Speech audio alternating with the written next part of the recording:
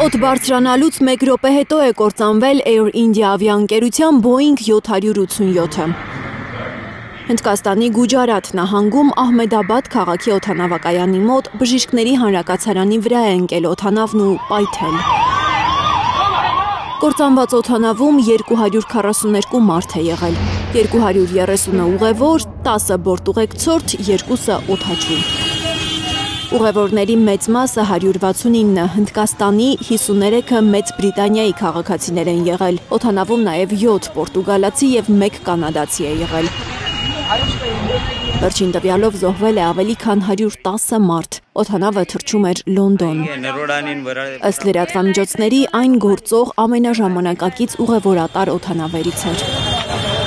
Հնդկաստանի վարչապետ Նարենդրա Մոդին ասել է, որ ապշած վշտացած է տեղի ունեցած աղետից։ Մեծ Բրիտանիայի վարչապետը հայտարարել է, իմ մտքերը ուղևորների, նրանց ընտանիքների հետ են։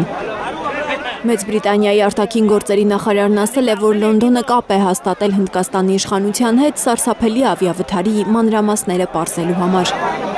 Բուքինգհեմյան պալատը հայտարարել է, որ թագավորը նույնպես տեղյակ է վթարի մասին, ցավակցում է զոհերի հարազատներին։ Լիլիթ Գասպարյան, Սմբատ Ասլիկյան, Հայլուր։